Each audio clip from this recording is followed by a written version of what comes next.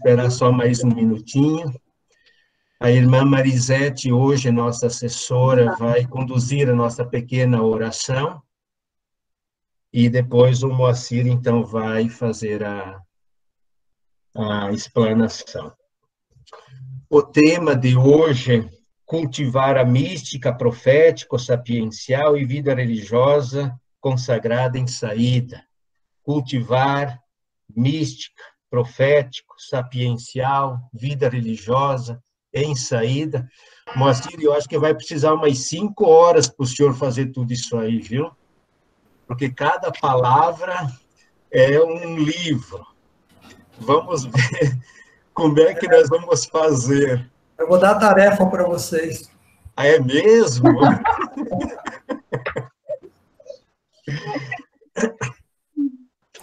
Irmãos e irmãs, então, são 9h02. Nós queremos, então, dar início à nossa assembleia formativa, nesse segundo dia de formação. Bem-vindo, Frei Moacir Casagrande, nosso assessor. Bem-vindo às nossas assessoras aqui de Curitiba, da Assembleia CRB, aqui da nossa regional. Bem-vinda também às pessoas que fazem parte da coordenação junto comigo, da CRB Curitiba. Bem-vindos todos e todas. Esta assembleia ela é uma assembleia formativa, então que nós possamos beber um pouco desta fonte, beber um pouco desse conteúdo tão importante nos tempos de hoje. Mística, profético, sapiencial, vida religiosa consagrada em saída. Por isso eu convido agora a irmã Marisete, nossa assessora, para conduzir uma pequena oração de abertura dos nossos trabalhos. Então, nós vamos iniciar acolhendo a Santíssima Trindade e deixar também ela nos acolher. Por isso, digamos, em nome do Pai, do Filho, do Espírito Santo. Amém. E eu peço para a irmã Glória estar colocando a oração que nós vamos rezar. Um minutinho. E hoje nós queremos rezar com Maria, ela que é a serva das servas do Senhor, que ela nos ensine a ser obedientes ao seu Filho, fazendo tudo o que ele nos disser, no dia a dia de nossa vida e de modo especial nesse tempo tão provado, o tempo da pandemia.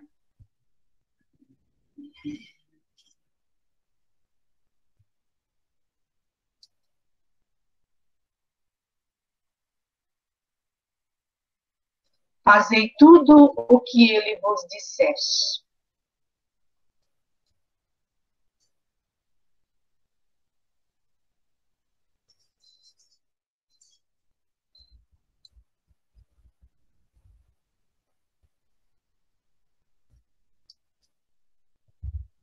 Pode passar, irmã Glória.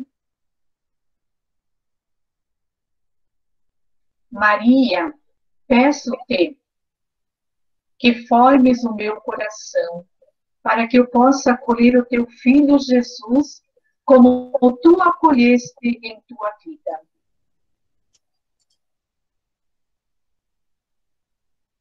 Como tu, quero guardar e meditar em meu coração os apelos do Senhor, para que se torne vida para mim e para meus irmãos. Dá-me a paixão e o sentido de urgência que apressou teus passos em direção a Isabel. E que apressou a hora da manifestação pública do teu Filho em Caná. Ajudai-me para que aceite ser apenas instrumento que põe em evidência o teu Filho Jesus. E que a minha vida seja sempre um apelo aberto que convida a fazer tudo o que ele vos disser.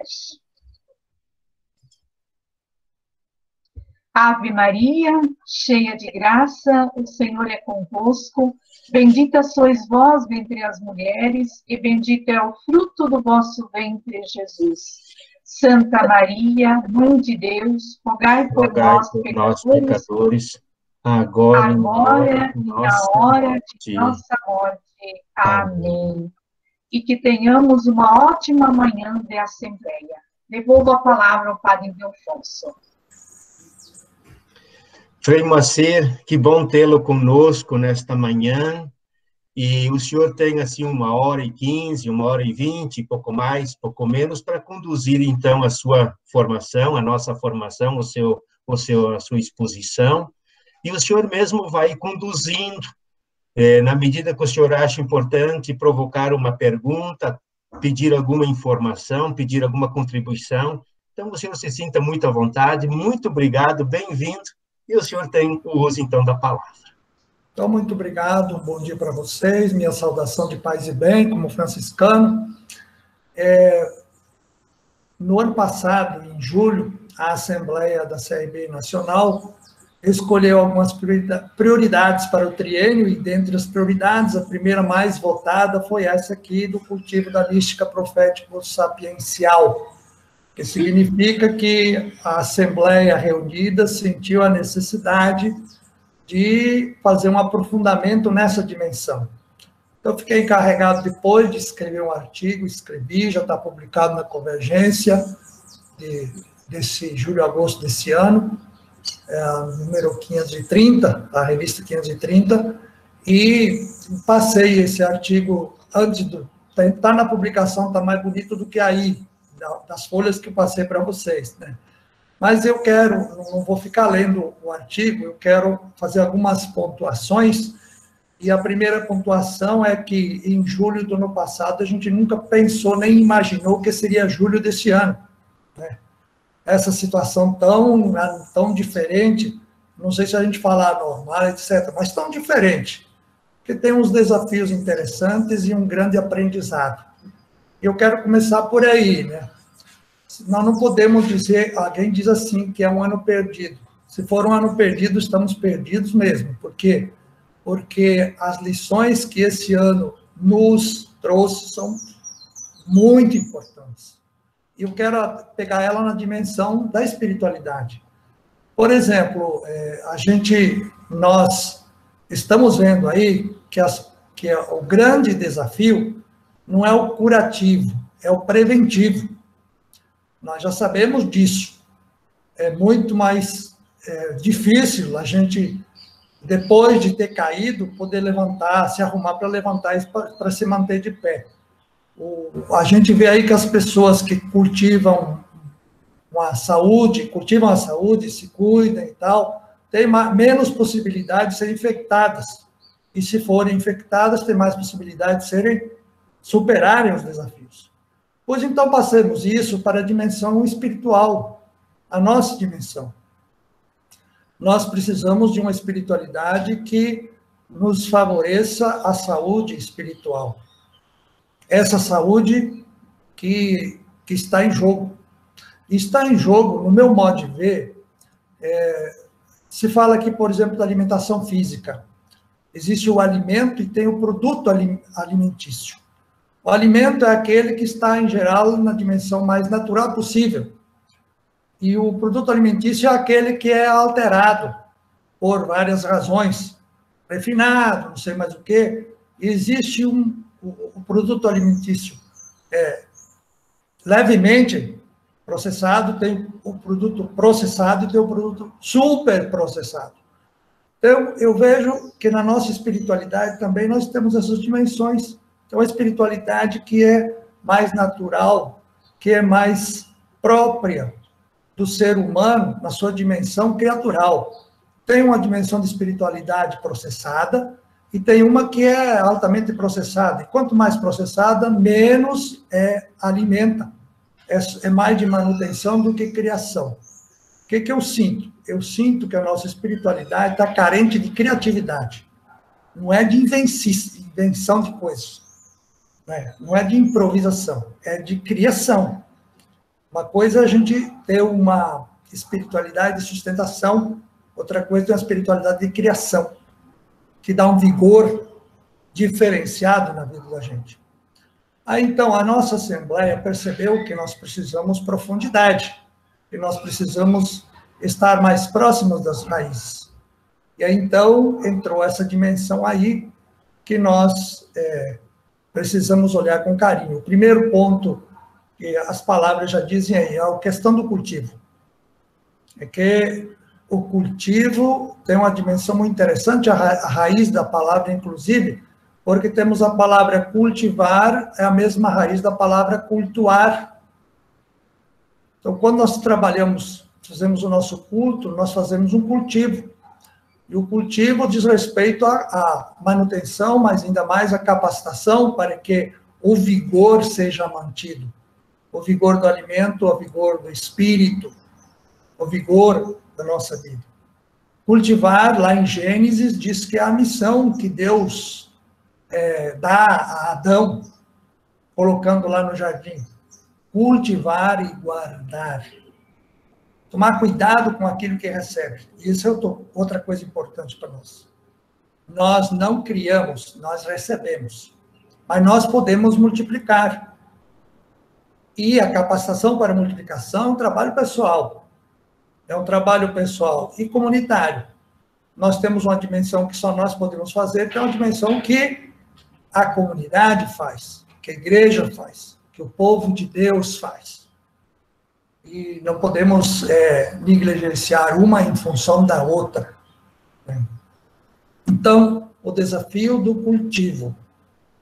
E cultivo não é só repetição. Uma coisa é eu jogar uma água lá, sei lá, alguma coisa todo dia.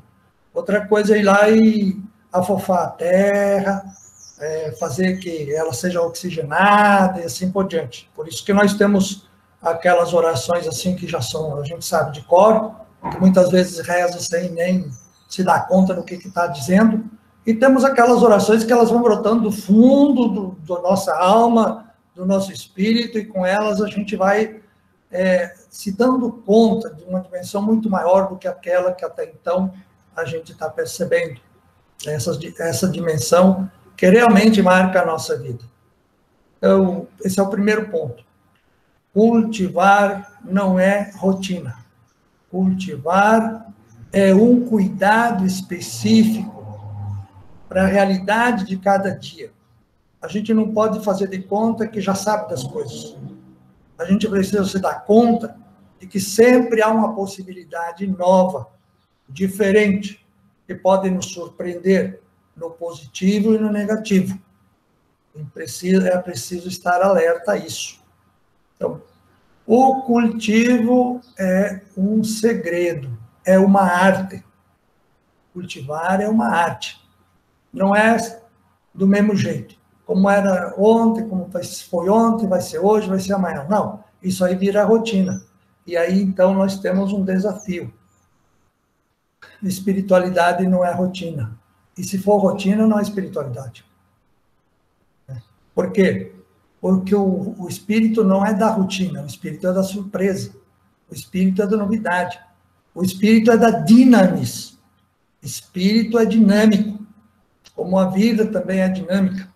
Vida sem graça é uma vida que está prejudicada em sua raiz. Então, a graça existe, a graça faz parte, mas às vezes sei lá, sabotada por alguma situação que a gente mesmo cria. Essa dimensão, então, do cultivo. É preciso, a gente tem aí, temos as nossas horas de oração todo dia. Não são horas de repetição, são horas de aprofundamento, são horas de ligação com a fonte. Se não tem essa ligação com a fonte, a gente acaba com água choca, água fervida, água sem vida e assim por diante. Aí, então, vem as outras duas palavras, três, aliás, porque ainda tem a mística. O que a mística caracteriza? A relação com o mistério. A mística é uma relação com o mistério. E o mistério é uma realidade muito mais ampla da nossa compreensão. O mistério, na verdade, não é uma coisa incompreensível. Não é uma coisa assim, eu vou dizer, inacessível. É algo que é muito maior do que nós damos conta de perceber, mas nós percebemos. E pela capacidade de percepção que nós temos. e pelo alcance que nós temos no pouco que nós podemos experimentar, nós nos transformamos. Nós nos tornamos muito maiores, temos um alcance maior do que o normal, vamos dizer assim, entre aspas, do nosso ser. Por quê? Porque à medida que nós mergulhamos no mistério, o mistério nos envolve. E esse envolvimento do mistério alarga os nossos horizontes. O horizonte intelectivo, o horizonte afetivo, o horizonte físico-biológico também. Começamos a ter uma percepção mais afinada, mais apurada da realidade. Então, se o cultivo, as nossas orações, não nos levam a mergulhar no mistério, no infinito, na grandeza do Criador em relação às criaturas, significa que alguma dimensão aí a mística, quer dizer, o mistério está meio que sumido. Aliás, só para lembrar aqui, o Papa Francisco, em 2018, ele publicou Gaudete et Exsultate, Alegrai-vos e exultai, e ele vai dizer lá que existe uma dimensão chamada gnosticismo dentro da prática religiosa, a gnose, o conhecimento, que quer um Deus sem mistério, sem carne e assim por diante, quer dizer, uma realidade puramente intelectiva e abstrata. Às vezes tem essa questão de querer salvar Deus de tudo, para que é intocável, que é o outro, inacessível. Essa dimensão não é cristã. Tem por aí? Tem, mas não é cristã. É uma dimensão que separa. Deus, o Criador, não se separa das criaturas. O Deus Criador está com as criaturas. Não se impõe às criaturas, mas está com as criaturas. E essa dimensão, então, a mística. E aí tem outra coisa também muito séria. Tem que explicar tudo. Isso que não tem explicação, que não tem lógica, eu não aceito. Aí fica difícil, né? Tem tanta coisa que a nossa logiquinha não dá conta. E para ela poder ser uma lógica maior, ela precisa se abrir a outras dimensões. Então, temos aí, no cultivo da nossa mística, um grande desafio que se chama humildade. Humildade. O orgulho embota a nossa capacidade de relação com o mistério. A humildade nos abre para essa dimensão do mistério e sempre deixa uma porta, uma janela, uma fresta aberta para que a gente possa, de fato, comungar no mistério do Criador, da criação. Nós temos um fio que nos liga a todos os seres. Se nós desligamos, é uma coisa. Se alguém desligou, é outra. Mas o grande desafio que nós temos é nos manter ligados. Aí a convocação do Papa aí para a oração em favor da criação, do cuidado com toda a criação. O mistério nos faz abrir os horizontes numa relação saudável, respeitosa, harmoniosa com todas as realidades. E aí nós temos um desafio hoje, que é o sectarismo, o puritanismo, uma realidade que vive querendo separar demais os bons dos maus, não sei mais o quê, e aí nós criamos, eu anotei aqui, eu não pus no artigo não, mas eu anotei aqui umas questões que são bem fortes hoje, diz a respeito aqui, por exemplo, o intervencionismo, todas essas igrejas dos milagres, milagre à torta e à direito, cada milagre absurdo, cada milagre interessante também, né? Correndo atrás de uma espiritualidade que corre atrás da intervenção de Deus. Não é do nosso feitio. Se você olhar os evangelhos, Jesus, ele não vai exibir o seu poder. Ele vai oferecer para aqueles que pedem e, às vezes, para aqueles que precisam para uma lição de que a dimensão que está sendo usada, a questão religiosa, não está coerente. Então, esse intervencionismo muito forte que existe, a busca de soluções prontas. Um dia a pessoa falou para mim assim, padre, me dá aí uma reza poderosa, porque eu estou precisando resolver um problema hoje. Rapaz, a reza poderosa que eu aprendi é o Pai Nosso. Jesus que me ensinou, Jesus nos ensinou essa reza poderosa. Mas tem gente que oferece, diz que, rezou isso daqui e já está com a solução na mão. Então, cuidado com esse tipo de prática que a gente tem. Isso não caracteriza a fé cristã, mas existe. A outra é um acionista, é uma mística, uma espiritualidade acionista. É um investimento. Eu estou investindo aqui, fazendo meu pé de meia, a hora que eu precisar, já estou com a conta gorda lá no céu, e aí, meu amigo, é só dar o recado que está vindo tudo aí. Você já pensou esse negócio? É muito interessante também. A outra dimensão é a denuncista. Vive denunciando Deus, o diabo, denunciando tudo, né? Porque controladora. Eu tenho a verdade e vocês não têm a verdade. Então, um Deus à minha imagem e semelhança, ou melhor, um Deus à minha imagem e semelhança. Não sou eu que sou a imagem e semelhança de Deus, é Ele que é a minha. E ai dele se não for a minha.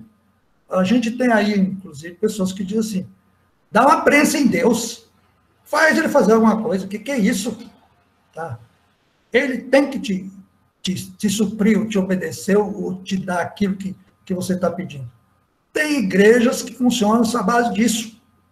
E não são igrejas dos outros, não. São igreja católica também. São religiosas e religiosas. Coisas aí, meu amigo. Tem uma outra espiritualidade, uma mística exibicionista. É só show. É missa show, é batismo show, é não sei o que show, todo sacramento é show. Exibindo poder, exibindo graça, exibindo conhecimento. É muito complicado esse negócio. Aí acaba falindo. O cara lá que está na crista da mídia, no topo, de repente, caiu tudo. Aí vem umas decepções. Estamos vivendo agora esses dias aí, né? Mas não só na Igreja Católica, em outras igrejas também, né? Um exibicionismo, uma realidade, uma apresentação que não tem base, não tem fundamentação que dê sustento para essa realidade. Temos também uma chamada mística doméstica. Eu prefiro mais essa aí. É do dia a dia, é do conta-gota, mas está sempre gotejando alguma coisa boa, saudável. Né? Não é muito.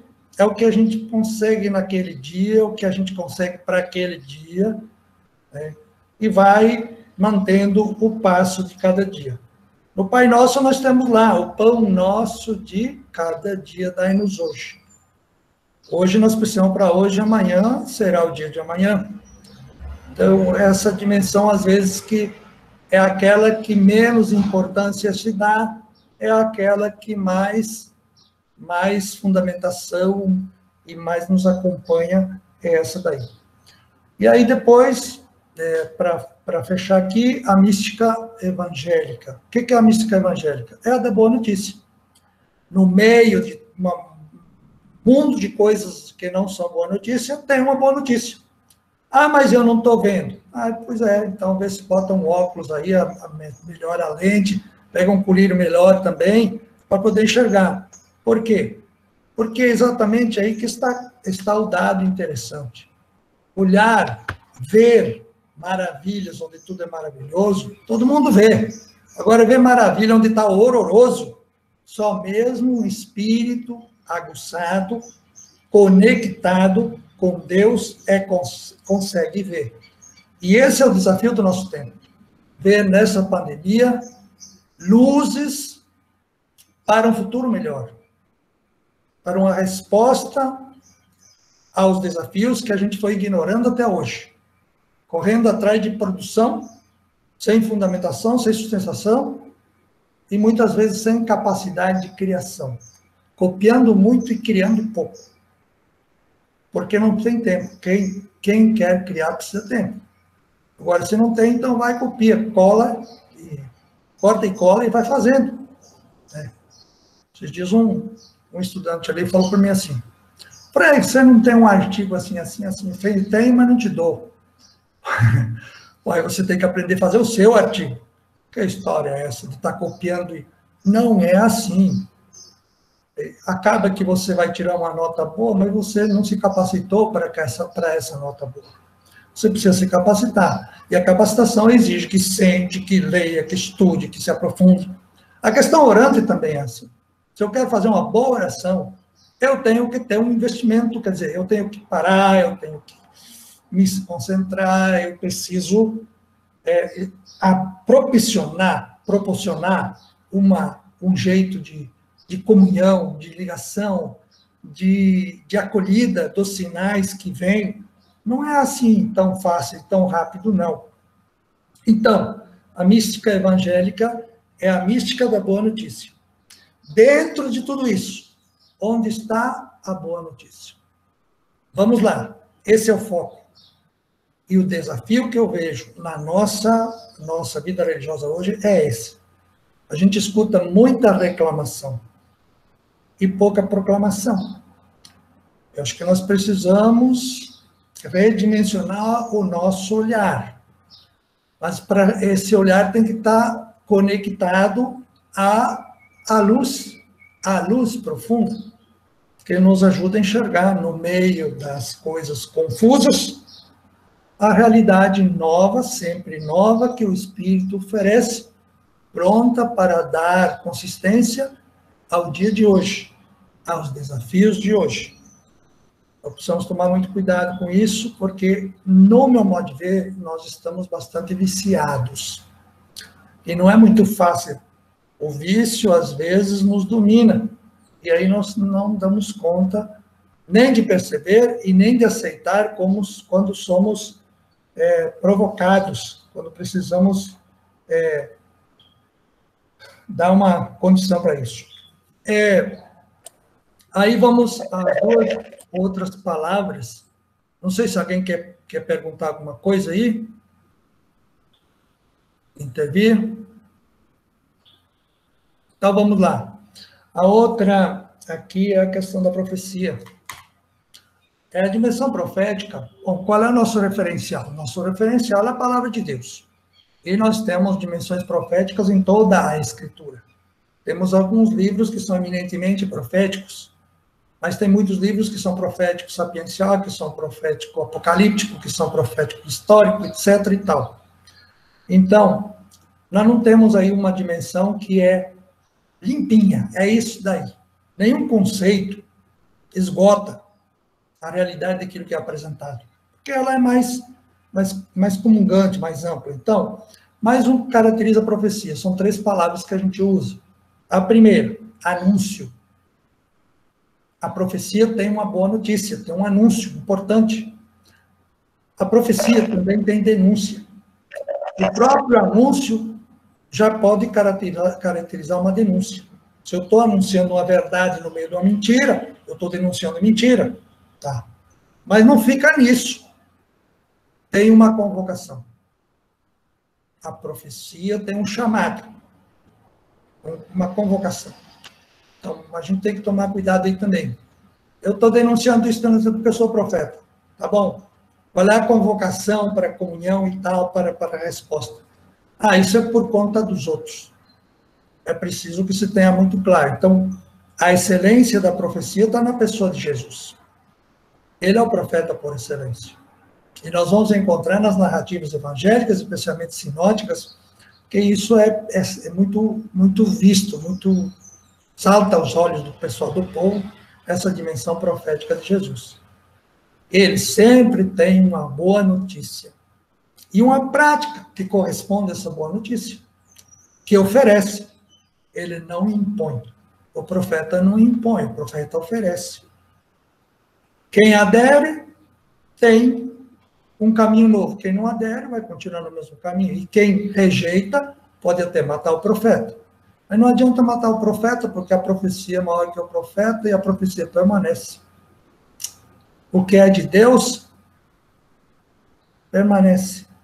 O que não é de Deus, aquela história lá, né, dos apóstolos que estavam sendo julgados, né?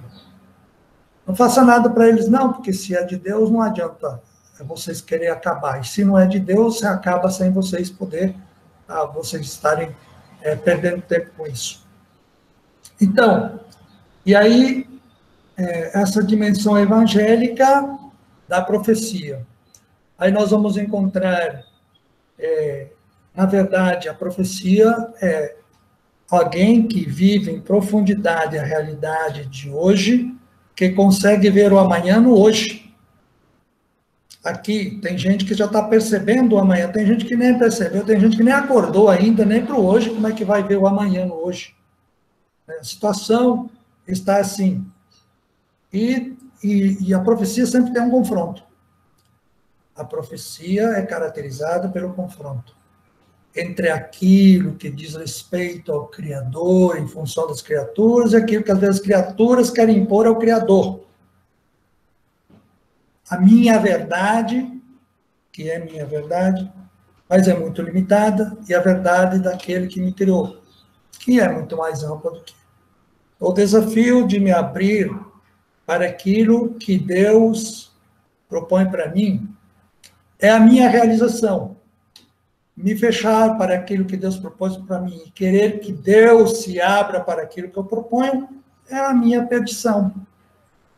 Aí temos um desafio hoje, que é o desafio de que eu tenho que me realizar. Desculpa a palavra, escuta às vezes assim. Eu vou sair dessa vida capuchinha aí, porque não estou me realizando. Pois, tem que sair mesmo, porque se você veio para ser capuchinho, não foi para se realizar. Foi para realizar a vontade de Deus a seu respeito, cara. Então, se é para se realizar, funda a sua congregação, né? Que é da sua realização. Nós não existimos para a autorrealização. Nós existimos para a realização da vontade de Deus em nós, por meio de nós. E aqui tem um desafio do trabalho vocacional. Às vezes não estou falando de outros, estou falando do que eu vejo, assim, na minha ordem, às vezes, assim. A pessoa chega e fala assim, o que você quer ser na vida? Eu quero ser capuchinho, mas quer sacerdote? Não, tá. Não, essa pergunta não cabe. E se cabe essa pergunta, não é didática, não é pedagógica. A questão não é o que eu quero ser. A questão é como eu quero responder ao ser que Deus me fez. Eu estou entendendo isso? Ou não estou? Se não estou, eu preciso que alguém me ajude a tomar essa consciência. Um dia o rapaz falou para mim assim, olha, Frei, eu já estou seguro que eu quero ser capuchinho. Falei, beleza? E Deus quer você capuchinho? Isso eu não sei. Então, mas precisa saber. Se não souber, como é que você vai... É uma relação? Não é a questão, não sou eu sozinho que resolvo isso. A gente resolve isso no diálogo, no aprofundamento, na oração, na meditação e tudo mais. Bom, mas isso, então, na questão profética. Onde há profecia, há confronto. Mas o confronto não é para que um destrua o outro. Eu venci. Vamos lembrar o profeta Elias, lá no Carmelo, que matou 450 profetas de Baal, né? Porque eu venci. Deus tem a razão, meu Deus tem a razão, se eu perder, eu vou acabar com vocês e tenho o direito de acabar. Não, isso não é profecia evangélica. A profecia evangélica é para acabar com o erro e não com o que erra. A profecia evangélica é para salvar aquele que foi contaminado. Não é para matar ou para excluir ou para acabar com ele. O problema é que nós estamos vivendo hoje. Ou você é do fulano ou você é do fulano. Pare aí. Porque assim, lá em Corinto tinha uns caras que eram de Paulo, outros de Apolo, outros de Pedro, uns caras de Jesus Cristo também. Né? Mas não é só em Corinto, não. nós estamos muito corintianos hoje também, né? Sigo tal padre, tal irmão, não sei mais o quê. E Jesus? Bom, Jesus depois a gente vê como é que as coisas vão ficar por aí. Então, essas dimensões são muito complicadas e são muito diárias, cotidianas. Se eu não presto atenção, de repente eu mesmo me flagro nesse negócio, dizendo quem está certo, quem está errado. Sou muito mais juiz do que intercessor. A intercessão é para a comunhão, o juizado é para a condenação. Não cabe a nós isso, a profecia não é uma condenação. A profecia é um convite à correção. Nenhum profeta veio anunciar desgraça por prazer de ver a desgraça acontecer. Bem que lá diz que o profeta Jonas deitou lá debaixo da sombra, não sei do que lá, esperando ver eu pegar fogo em Nínive, e não aconteceu. Ficou tão decepcionado que Deus dá uma tarefa daquelas e ele não gozar do resultado que ele esperava daquilo tudo, né? Essa decepção do Jonas, às vezes, é nossa também, né? Jesus nos apresentou um Deus que morre para salvar e que não mata para salvar.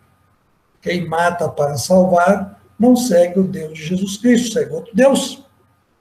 Por que eu estou dizendo isso? Porque às vezes eu vejo, assistindo aí um noticiário, e um fulano de tal, um capuchinho, dizendo assim, tem que matar todos esses coisas aí, todos os bandidos, tem que acabar com eles. Bota lá e dá fogo neles.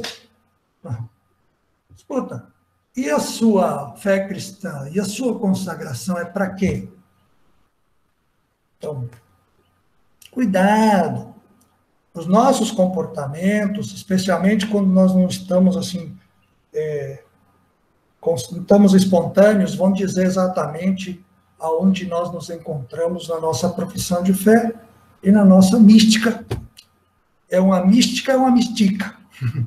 É realmente algo que tem fundamento e que dá fundamento, ou é algo que é um enfeite, uma tinta passada assim, só para que o pessoal veja o que a gente está fazendo, ou está, talvez, nem tanto acreditando. Então, aí depois temos a outra dimensão, que é a tal da dimensão sapiencial, da sabedoria. É uma dimensão que aparece, os estudiosos da história de Israel dizem que esse é um período, a mística sapiencial é de um período onde acabaram as profecias, ou que não aparecia mais profetas, e que as lideranças estavam assim muito fragilizadas e tal. Aí o povo foi procurando sinais no cotidiano. Mas a gente vê, por exemplo, o livro dos Provérbios, tem uma parte do livro dos Provérbios que é antiga, é muito antiga. A mística sapiencial, ela existe desde toda a humanidade. As criaturas que contemplam a criação, as criaturas que contemplam o criado, elas conseguem perceber sinais no dia a dia, nas pequenas coisas. E a sabedoria está exatamente aí. Enxergar o Criador nas criaturas, nos sinais mais cotidianos, mais simples possíveis. Então, a sabedoria é de quem, vou dizer assim, a sabedoria, acima de tudo, é uma dimensão muito cotidiana, mas muito com capacidade de gerar, de criar, de acrescentar na vida nossa do dia a dia. Eu conheci um senhor que ele trabalhava fora o dia todo, e aí no final da tarde chegava em casa, jantava com os filhos, e aí quando terminava a janta ele falava assim, vem cá, o que vocês aprenderam hoje? Eu quero escutar o que vocês aprenderam hoje. Aí, se alguém repetisse uma coisa, eu falava, ontem, isso você aprendeu ontem. Hoje, o que você aprendeu? Isso, aquilo. Então, os meninos já sabiam que tinham que prestar conta do que aprenderam hoje. Por que eu estou falando isso? Porque a dimensão sapiencial, a mística sapiencial, tem exatamente isso. O que hoje Deus me disse? Em que coisa? Naquele sinalzinho lá, naquele outro lá. Não precisa ser coisa extraordinária, não. no ordinário de cada dia, descobrir um sinal do Espírito, uma luz, uma provocação, um chamado, né? Uma advertência que está ali. Aí, às vezes, fala assim, mas é sempre a mesma coisa. Um dia eu fui numa celebração de Liturgia das Horas, e aí na Liturgia das Horas estava aquela oração que vai sempre repetindo. O mesmo louvor para cada coisa, para cada ser criado. Aí uma pessoa falou assim, é muita repetição. Vamos falar assim, pelo sol, pela lua, não sei o quê, louvado seja meu Senhor. Pronto, está resolvido. E vamos ganhar tempo com isso. Quer dizer, eu não estou vivenciando aquilo que eu estou fazendo. Eu estou fazendo isso como compromisso para me desincumbir de uma tarefa para ir logo para aquela outra lá. Então, isso não vai trazer nada para você. Não vai oferecer participação nenhuma em mistério nenhum. Porque você não deu tempo para isso. E esse tempo não é para Deus, é para você. Eu preciso dele para poder me dar conta e poder ser tomado por essa realidade aí. Então, agora eu quero retomar aí Então, a mística sapiencial é a mística da sensatez. Sabedoria, sensatez. Poder cultivar em nós a sensatez, o equilíbrio. Caracterizar, esse negócio é escandaloso e me desequilibrou. Então, eu vou retomar para chegar nessa dimensão do equilíbrio. Alguns falam de lucidez, né? Sensatez. Eu quero insistir bastante nisso. Isso é sensato? Quer dizer, isso foi olhado com um senso bom. O que é o bom senso? É aquele que enxerga e procura, em primeiro lugar, ver o que tem de bom ali. E toma por esse ponto para poder avaliar os outros. Porque, às vezes, a gente pega uma realidade boa que tem um pontinho que não está bom e pronto. Aquilo lá, joga tudo aquilo naquele pontinho que não está bom. Não é assim, isso não é sensatez. Isso se chama insensatez. Nós precisamos olhar por esse lado. E aí, então, tem mais um tempo aí. Eu quero me referir a essa questão do Gaudete et Exsultate, essa questão da santidade, do documento do Papa de 2018, março de 2018, nessas duas dimensões que ele diz que são sutis, mas que são altamente perigosas. Elas entram de uma maneira tão interessante, tão bonita, mas elas não têm o resultado bonito que a gente espera. Que ele fala aí, não é novo, é velho, mas vem revestido de novidade. E aí tem gente que só está atrás de novidade, não sabe que tem uma capa nova numa coisa velha. O primeiro que ele coloca aqui, que é a dimensão do gnosticismo. A salvação vem pelo conhecimento. Conhecer é viver. E aí temos Gênesis capítulo 3, que diz que não, conhecer não é viver. Viver é praticar. Conhecer sem prática não tem vivência. Então, ele diz assim, que o gnosticismo quer uma doutrina pura, sem mistura, né? Pessoas puras, pessoas cheias de sabedoria. Tem que ter tudo, tem que ter explicação. Se não tiver explicação, não se aceita. Tem que ter lógica.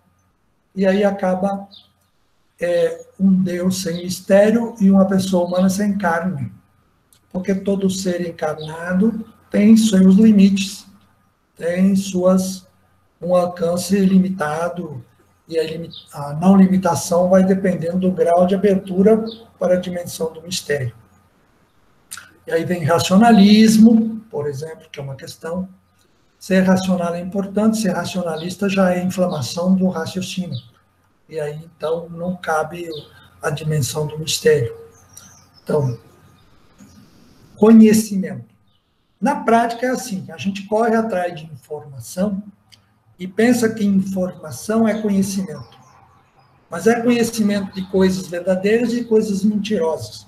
Nós nunca tivemos tanta informação e tanta bagunça, tanta falta de verdade, tanta opinião sem fundamento, tanto achismo. O conhecimento, mas eu tenho conhecimento ilustrado, tá bom. Essa ilustração chegou até onde? Não vou dizer que é para estudar sim, mas estudar para quê? Estudar para aumentar a capacidade de bom senso, de acolhida, de aceitação. Ou então aquela famosa frase, quanto mais eu sei, mais eu sei que nada sei. Quer dizer, quanto mais conhecimento eu tenho, mais humildade eu acrescento ao meu ser. Porque estou entendendo a grandeza do mistério que me cerca. E eu preciso acolher isso com reverência. A outra dimensão é aquela que se chama de novo pelagianismo. Que caracteriza o pelagianismo? Caracteriza-se pela questão do querer é poder. Se eu quero, eu posso. Se você quer, você pode. Se você não conseguiu, você não quer. Tem que essa ideia assim. O que eu desejo é ordem e essa ordem vai ser realizada. Não é verdadeiro isso, não. Não preciso de ninguém, eu me basto a mim mesmo. E aí infla o ego e o individualismo pega muito forte. E aí, então, nós precisamos olhar, por exemplo, nós temos a frase aqui de Filipenses 4,13, diz assim, tudo posso naquele que me fortalece. O que faz o neopelagianismo? Tudo posso, ponto. É aquele que me fortalece, deixa para lá, o negócio é comigo aqui, eu sou mais eu. Tipo de coisa que é muito incentivada hoje. Então, é possível, o possível exige abertura. Sozinho não tem jeito, não. E aí, então, temos um desafio grande nas nossas comunidades religiosas, que tem tanto compromisso que não tem tempo para rezar junto. Mas eu rezo lá, minha liturgia das horas lá no meu trabalho, lá não sei aonde. Rezar junto não é porque, não é a questão de rezar, é a questão de comungar na oração. É a questão de formar comunidade orante, que às vezes pode ser fora e pode ser dentro. Porque às vezes a gente está dentro junto na mesma capela, mas cada um lá voando não sei para onde. E às vezes a gente está aí na mesma capela e está numa grande comunhão. Esse é o desafio da construção de comunidade. E os elementos que podem nos fortalecer nessa construção de comunidade, que é uma grande carência também hoje. Não existe igreja de Cristo sem comunidade. A igreja de Cristo é a comunidade. E a comunidade exige que haja uma participação, que haja uma relação, que haja um encontro, que haja uma comunhão profunda de coração, de mente, entre os que formam essa comunidade. Então, a humildade na vontade. O meu pai dizia, eu era criança, ele dizia assim, quando ele ia falar de um projeto, ele dizia assim, se Deus quiser, eu vou fazer isso. Ele já queria fazer. Ele já tinha pensado, programado. Mas ele colocava, se Deus quiser, porque não sou sozinho. Por exemplo, ele dizia assim, se Deus quiser, amanhã eu vou na sede do município. A sede do município era 30 quilômetros da casa. Só que às vezes demorava 4 horas, 5 horas, se fosse a cavalo também. Mas indo de carro, por conta das estradas, por conta do clima, por conta de bastante coisa. Agora, lá nesse mesmo lugar, o meu sobrinho fala assim, tô indo, tio. Tô indo aonde? Na sede do município. Já volto. Daqui uma hora estou aí. E não fala mais se Deus quiser. Eu quero e pronto, acabou. Todas as condições estão dadas aí, acabou. Então, as facilidades podem fazer com que a gente perda a sensibilidade para os limites, para a capacidade de criação, para uma realidade que ainda não chegou à condição que nós chegamos. E aí fica difícil caminhar junto. Bom, ainda quero chamar a atenção no seguinte. Uma dimensão que eu acho que é importante a gente ter presente, fechando a questão da sabedoria, é a dimensão pastoral. Eu acho que quem faz trabalho pastoral tem uma oportunidade fantástica de poder entender a medida de cada um na sua fé, nas suas buscas, nas suas necessidades. Ninguém é igual a ninguém, cada um tem um alcance diferenciado, e a capacidade nossa de acolher essa pessoa no seu alcance diferenciado, acolher na condição que ela se encontra, e poder oferecer um caminho para que ela possa chegar onde ela quer chegar, ou que ela está buscando, é de fundamental importância. Assim como podemos falar do pastoral, vamos dizer, lá fora, podemos falar de uma pastoral dentro das nossas comunidades mesmo. Nós, cada um de nós, tem uma experiência, e é para ser assim. Eu tenho uma vivência especial ou específica da minha relação com Deus. Ela é um tesouro precioso que faz parte da minha vida e que eu preciso testemunhar para os outros. Eu não vou impor, eu não vou exibir, mas eu tenho o dever de partilhar isso. Mas também tenho o dever de acolher com carinho as outras dimensões, que às vezes parecem meio estranha para mim, e procurar, antes de tudo, entender isso. O primeiro elemento é a acolhida, e depois o discernimento conjunto. Sempre no sentido de encontrar alguma coisa que possa levar a um passo adiante. E aí, então, vamos construindo uma capacidade criativa, uma capacidade renovadora, uma capacidade de ressurreição. E, terminando aqui, então, uma síntese na última página que eu escrevi, assim, retomando, coloquei no texto lá, retomando. No estudo bíblico sempre se distinguiu a dimensão sapiencial como relacionada ao indivíduo-pessoa e a profética relacionada à comunidade, povo ou nação. Mas, na realidade, não é tanto assim, não. Nós sabemos que a relação do divino atinge todas as realidades e não é assim tão departamentada e cortada. Até aqui, daqui é outra coisa e assim por diante. Isso é uma coisa teórica, na prática é diferente. A relação com o divino, na acolhida e no serviço, é o laço da sabedoria com a profecia. O serviço por Deus e com Deus inclui profecia e sabedoria. Então, essa é a palavra, servir. E servir não é mandar, servir é obedecer. Servir é oferecer. Servir é dar. À medida em que a gente dispõe essa dimensão, realmente a mística tem força. Ela se expressa, ela aparece. Depois, então, a sabedoria caracteriza o modo de Deus fazer as coisas e conduzir os processos na criação e na história. Livro da Sabedoria, capítulo 3, 19 e 20, é aí a referencial que eu coloco para olharmos isso. Na profecia se obedece à inspiração divina, na sabedoria se observa, se contempla a relação com o divino. Tem uma dimensão que a gente busca uma inspiração que vem não sei de que jeito e a gente vê nas coisas do dia a dia. Então, a inspiração, a contemplação. A sabedoria é a descoberta de Deus no cotidiano, então, ou nos milagres domésticos. A profecia é do impacto de chegar junto, frente a frente, e o desafio da conversão.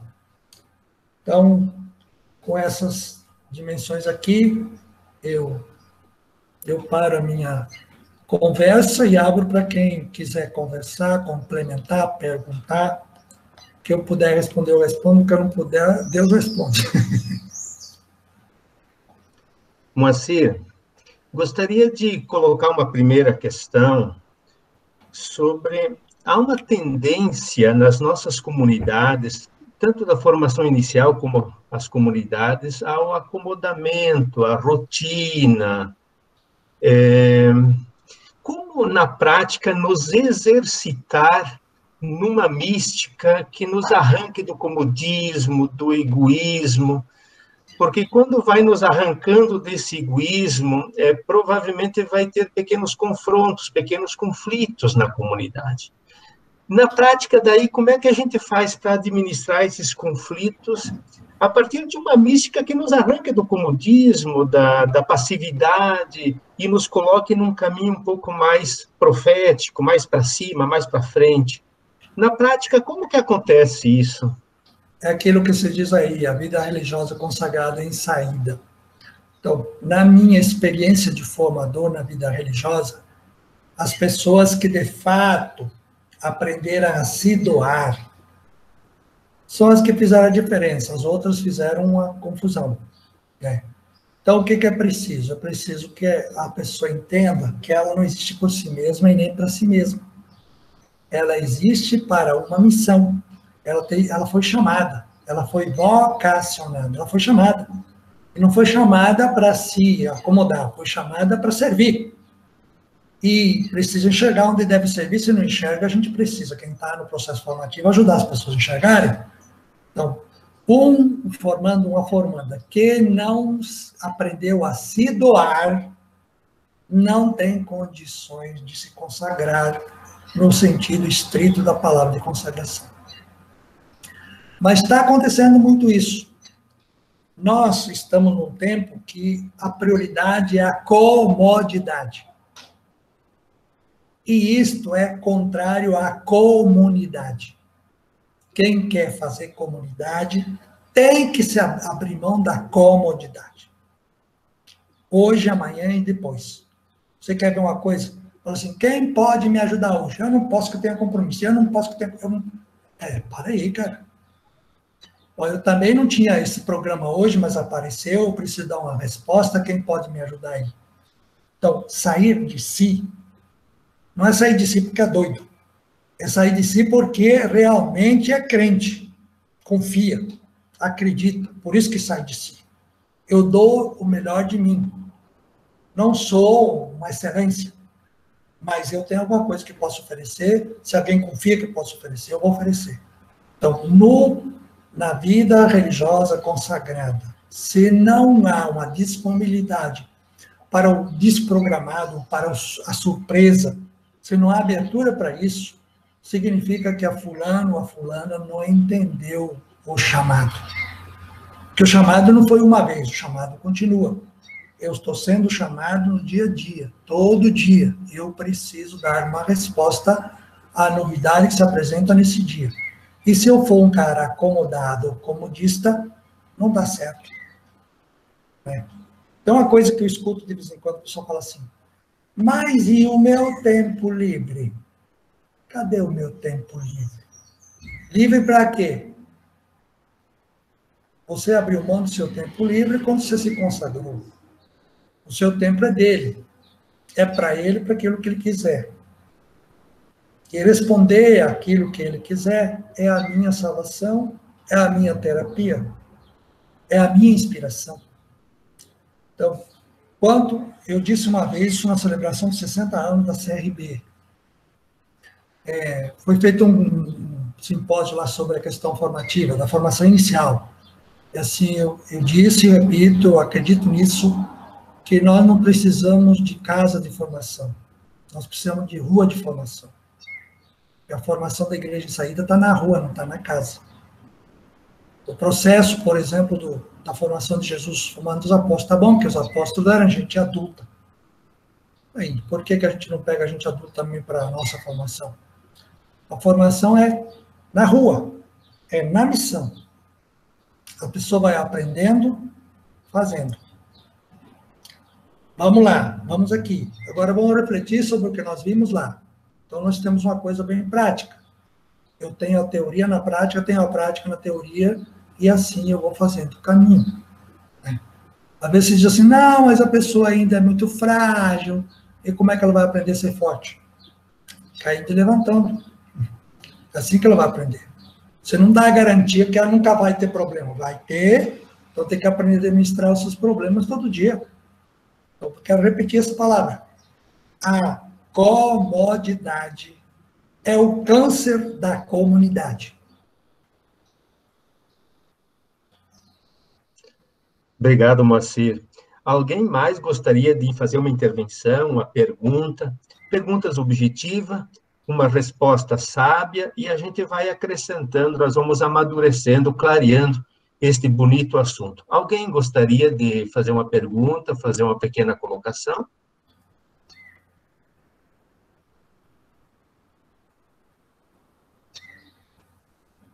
Se não tiver pequena, pode ser grande também. Eu vou fazer. O Frei Moacir, eu gostaria de fazer uma pergunta seguinte. Existe a questão do comodismo, isso é fato. Por outro lado, existe também essa confusão no fazer, e essa pandemia nos mostrou também o quanto a gente precisou retomar o nosso ser consagrado. Porque eu vejo também essas duas vertentes. Me fiz clara? Tá certa, tá certa. É preciso cultivar, é o nosso ser que faz. E o que a gente faz vai tomar parte do nosso ser. Então, o agente do processo sou eu. Se eu não me cultivo, o meu trabalho é um trabalho sem graça. Se eu me cultivo, que às vezes até assim, você não precisa dizer muita coisa, mas o seu modo de dizer, a unção que você diz, faz a diferença. Aí vem uma pessoa, um dia uma pessoa me falou isso. Ela pediu, mas você poderia falar sobre tal assunto? Eu falei, olha, o especialista desse assunto é fulano. E é muito bom, preparado.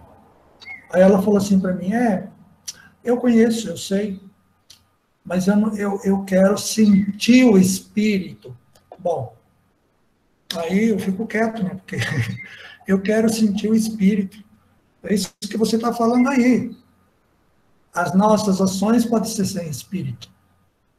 Mas muitas vezes as nossas desculpas de que a gente precisa de espírito deixam a gente sem ação. Então, a sensatez. É necessário que a gente cultive a sensatez. Muito bem, obrigado. Mais alguém? Irmã Sandra, por favor. Muito boa a fala do Frei Moacir. E eu percebo assim um desafio muito grande frente à carência, né, de acompanhamento espiritual. Sabemos que necessitamos, né, de ajuda, alguém que nos escute, que nos oriente, que nos ajude a fazer discernimentos. E é muita carência hoje de pessoas com essa disposição, né, com essa condição. Então, como sermos comunidades mais mistagogas, né, que nos ajudemos umas às outras, uns aos outros, nesse itinerário espiritual, né? Na profundidade do cultivo da mística. Alguma luz nesse sentido? Então, na minha compreensão, nós privatizamos a espiritualidade. Eu com o meu confessor, eu com o meu, sei lá, orientador espiritual, eu com... nada contra isso daí.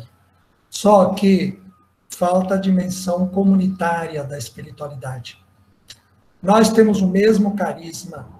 Qual é a experiência específica que cada um de nós está fazendo do espírito nesse carisma, do espírito, da espiritualidade? de vez em quando a gente precisa sentar para compartilhar isso. Um dia um rapaz veio falar comigo, uma experiência bonita que ele teve, uma experiência mística. Aí ele falou comigo, falei, mas por que você não falou com os seus irmãos? Ele falou, eu, hein? Vão dizer que eu sou doido? Vou falar, não.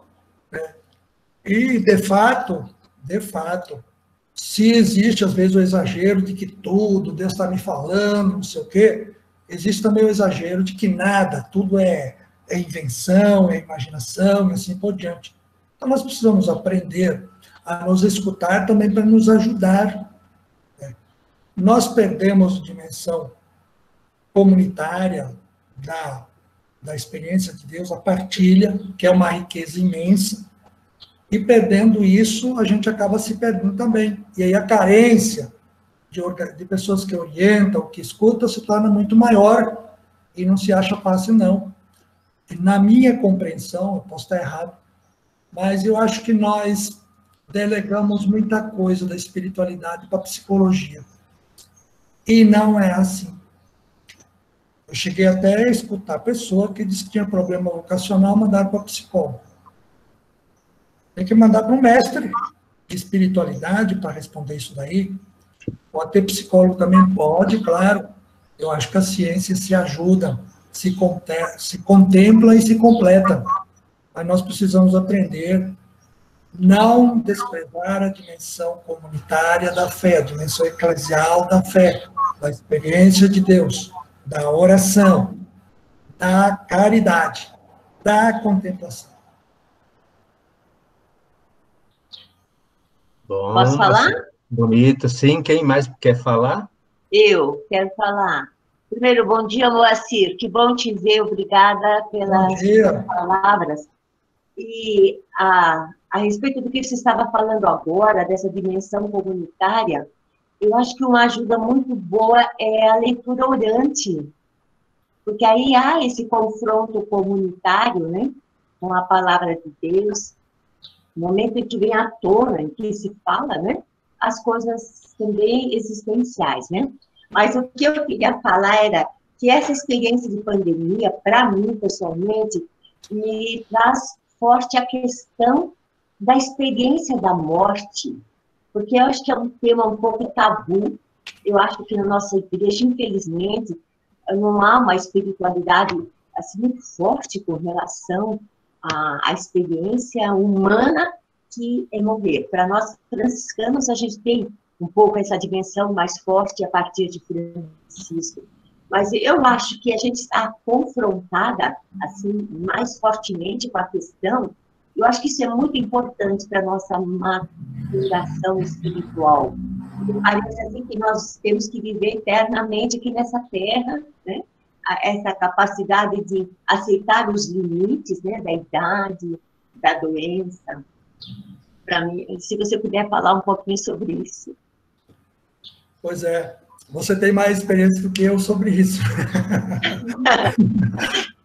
De alguma forma tenho, porque eu sou mais velha que você, né? É claro. Mas eu tive uma ocasião, eu fui pregar um retiro num lugar aí, e aí o pessoal, durante o retiro, tinha a casa das pessoas idosas do lado, eu fui fazer uma visita. E aí uma pessoa que estava lá na cama, com mais de 90 anos, deitada, gemendo. Eu cheguei e falei para ela, e aí, como é que tá? O que foi? Ela falou para mim assim, bem assim, isso me marcou, eu acho que uns 20 anos já isso. Ficou muito forte aqui dentro de mim. Ela falou assim, olha, eu dei a minha vida para Jesus, e olha como ele me deixou. Você pense que drama.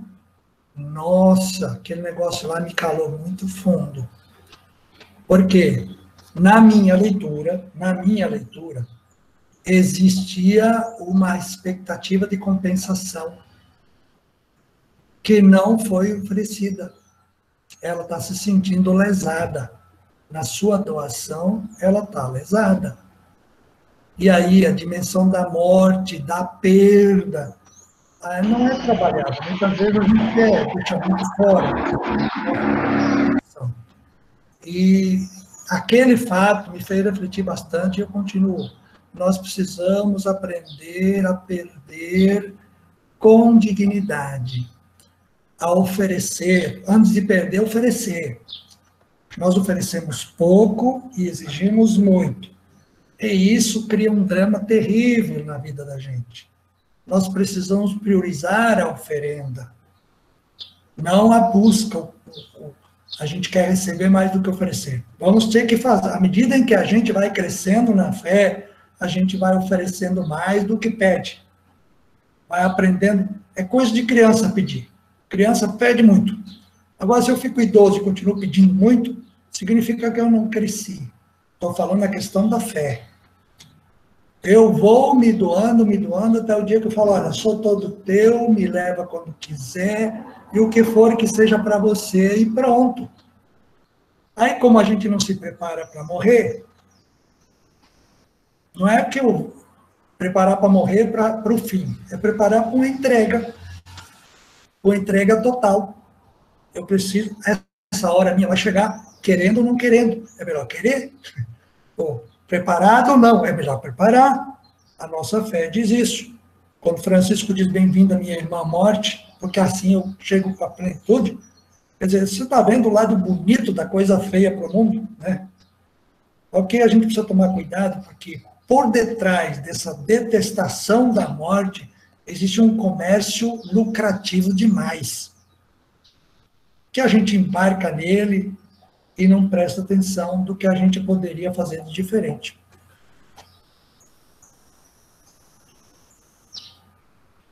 Mas também ninguém precisa ter muita pressa, né, de ir, né? Pode ficar tranquilo, né? Frei Moacir, muito obrigado. Alguém mais tem ainda uma pergunta? Eu acho que o assunto está bem quente, bem bonito. Eu acho que é bem provocativo para nós, enquanto religiosos, religiosas. A gente fica pensando em nossas casas de comunidade, nossas casas de formação. Alguém ainda gostaria de interferir? Penso que esse assunto ele é bem provocativo. Eu acho que nas nossas comunidades, se a gente pudesse retomar depois essas coisas, eu acho que a gente vai aprender muito, muito, muito com isso. Alguém ainda gostaria de acrescentar alguma coisa, alguma pergunta? Uma colocação. Esse tema seria muito interessante também trabalharmos. Nós temos um grupo das casas de religiosos idosos, a questão da espiritualidade, de como é que a gente conduz essa espiritualidade para essa entrega, para esse oferecimento, porque não fomos preparados para isso. Então, eu, hoje, morando próximo e atendendo a Casa das Idosas, vejo como é importante, é uma lição para nós, mas às vezes é um sofrimento a gente olhar como é que algumas pessoas levam a sua vida. É isso que o Frei Moacir dizia, né? Eu me entreguei tudo, fiz tanto, e olha onde eu estou, como estou. Então, penso que poderíamos continuar com esse tema também, mas direcionado para essa faixa, de como trabalhar a espiritualidade na velhice, hoje, nós, com as idosas. Como trabalhar isso? Então, o documento Vita Consecrata, acho que é número 70, por aí, ele fala das várias espiritualidades, ou das várias fases da espiritualidade. Da juventude, meia-idade, terceira idade, quarta idade. Fala que é diferente. E eu confirmo agora, estou com 65, é diferente mesmo. São realidades experiências que vão acrescentando, e certas coisas que a gente vê de um jeito, a gente vê do outro, depois se surpreende com outro jeito. Estamos no caminho do espírito, mas cada fase da nossa vida tem elementos próprios daquela fase. E a gente precisa aprender isso também, porque tem uma outra coisa complicada entre nós, que é o juventudismo. Jovem. Então, para aí. Vamos assumir cada etapa da nossa vida com serenidade. Não. Fala assim, ô tio. Fala tio não, que eu... Temos que aprender a viver a nossa idade e viver bem, com harmonia. Eu preciso oferecer coisas para quem ainda não tem, e eu preciso também acolher de quem já viveu isso, aprender com ele sempre. Eu vou contar uma historinha rápida aqui. Eu sou 14 anos mais novo que meu pai. Então, minto. Não, meu pai tinha 30 anos quando eu nasci. Então, sou 30 anos mais novo que meu pai. Aí, quando meu pai gostava de jogar bola, e eu também. Só que eu tinha 10, 12 anos, e ele, então, já estava lá com seus 40 e tantos, e a gente ia jogar junto, jogava à tarde, no domingo. Aí, quando chegava em casa, meu pai falava assim, tá me doendo muitas pernas, vai lá tratar a vaca. Ai, tá me doendo muitas pernas, vai tratar o porco. Eu falei, tá muito esperto esse velho. Eu também joguei, tanto quanto ele, tanto tempo, e ele tá lá dizendo que tá com dor nas pernas, e eu não tô, então. Tá bom, passou o tempo. Quando eu fiz meus 45 anos, falei, nossa, ele tinha razão. Mas demorei 30 anos para entender aquela situação dele. E, graças a Deus que eu cheguei, demorei, mas cheguei. E quem nunca chega? Que não consegue elaborar isso no seu dia a dia. Então, é uma ilustração da gente aprender a partilhar e participar dos processos uns dos outros. Não precisa que eu chegue à sua idade para entender. Se eu estiver aberto para acolher o que você me conta. Agora, se eu não tiver, vou querer sempre reclamar que saudade daquele tempo que eu dava conta disso, daquilo. Para de ter saudade. Louva a Deus por isso e vai em frente. Moacir e queridos irmãos, a CRB do Paraná começou no ano passado uma experiência bem interessante, que foi juntar as pessoas que trabalham em casas de religiosos idosos. E a troca de experiências de quem cuida nessas comunidades e também os idosos que podem trocar experiência, está sendo uma realidade muito bonita da CRB aqui do Paraná. Tentar juntar essas comunidades que têm idosos para ajudar a fazer essa reflexão e nos ajudar a bem encaminhar essas coisas. Penso que nesta área nós podemos, enquanto intercongregacionalidade, nos ajudar bastante. Acho que é uma experiência bacana essa realidade de uma nova espiritualidade, troca de experiência, de como envelhecer feliz e como fazer essa entrega num determinado momento da vida que precisamos. Então, muito boa essa colocação final, assim, que nos aponta também para essa realidade. Nós estamos nos encaminhando para os finalmente. Gostaria de pedir ao Moacir se pudesse dar uma palavra final, assim, uma mensagem de esperança para a vida religiosa do Paraná especificamente, mas assim, uma palavra final, uma palavra síntese.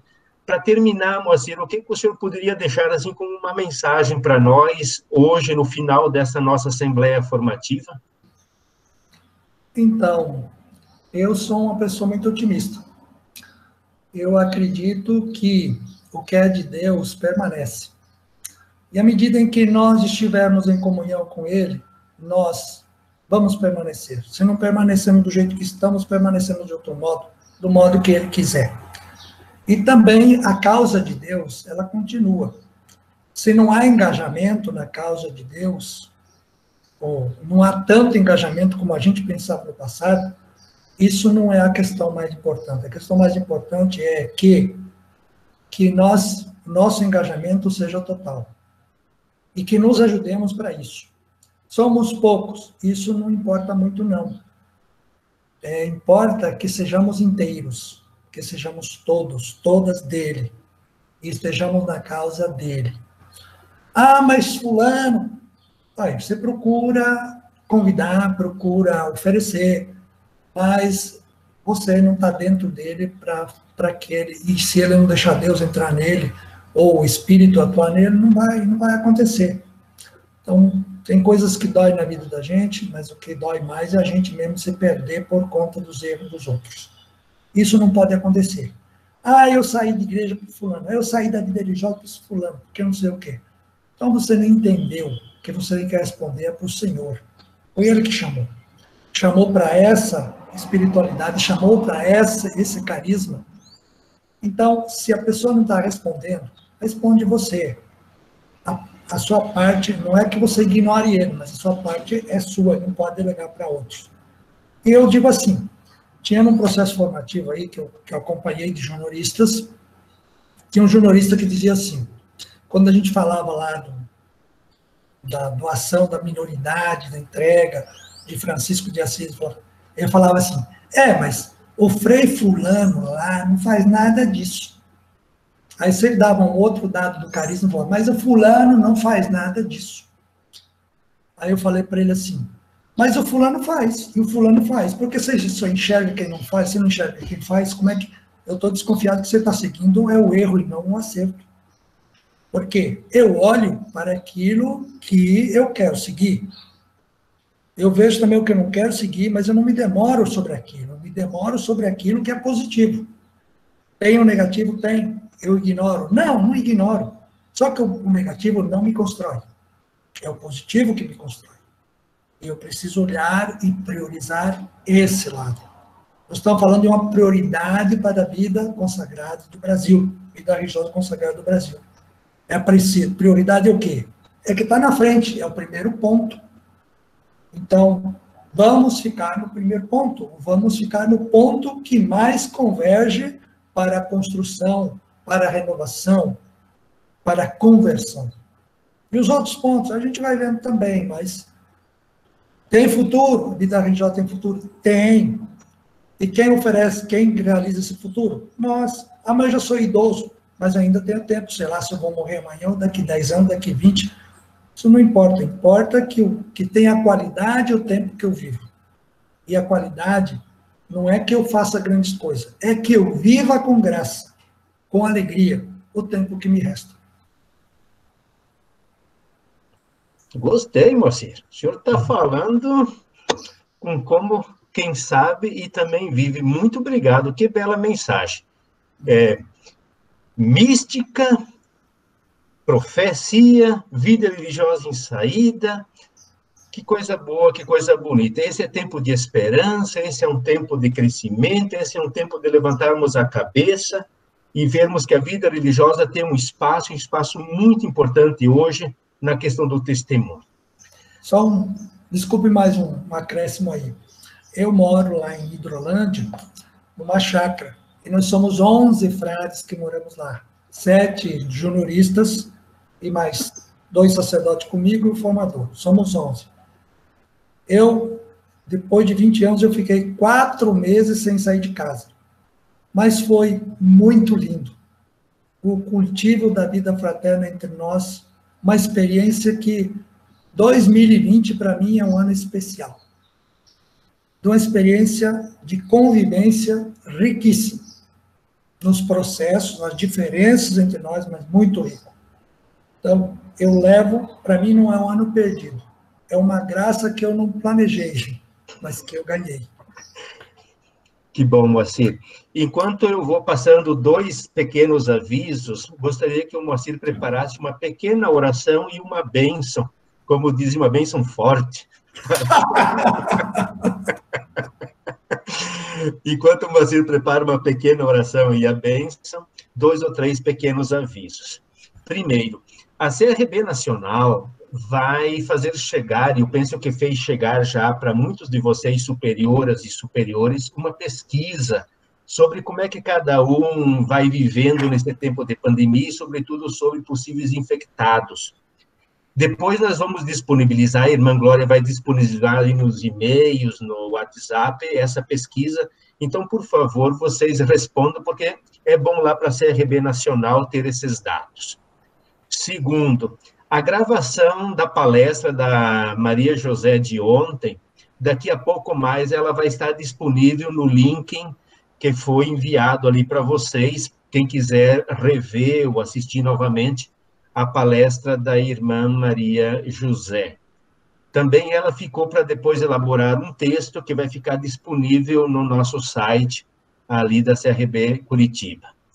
O texto que o Moacir Casagrande trabalhou hoje já está disponível, tanto na revista Convergência, quanto ele disponibilizou e foi enviado aí nos links de cada um.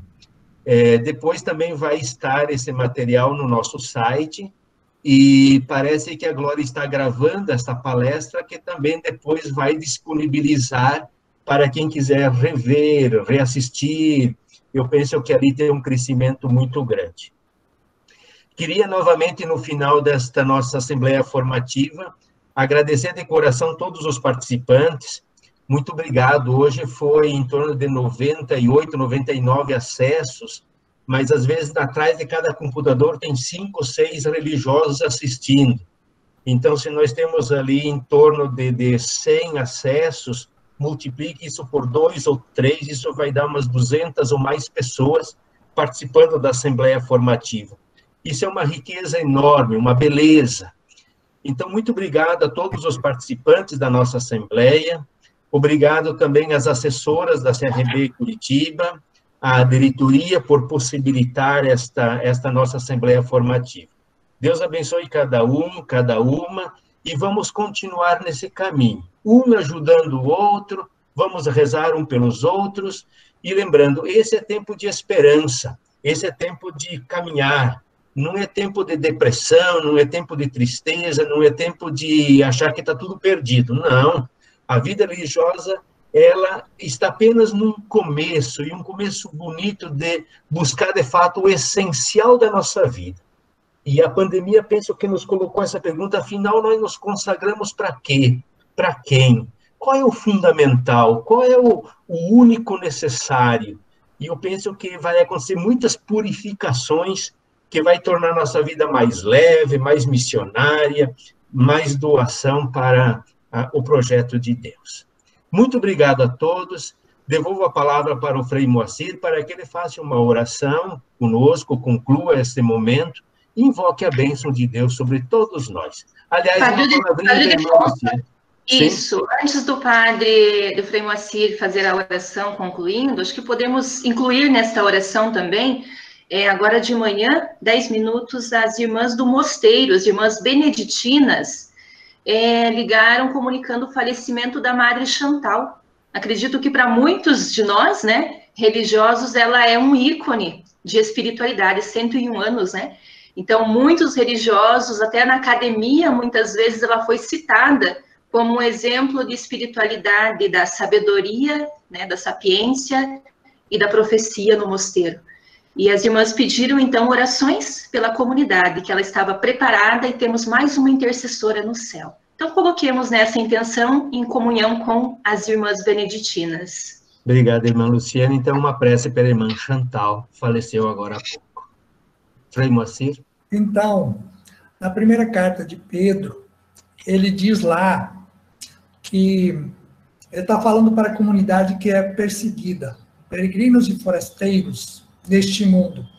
Ele diz assim que a reação que nós precisamos ter com aqueles que nos perseguem não é uma relação de ódio, nem de soberba, nem de superioridade, mas é preciso que a gente dê a eles a razão da nossa esperança.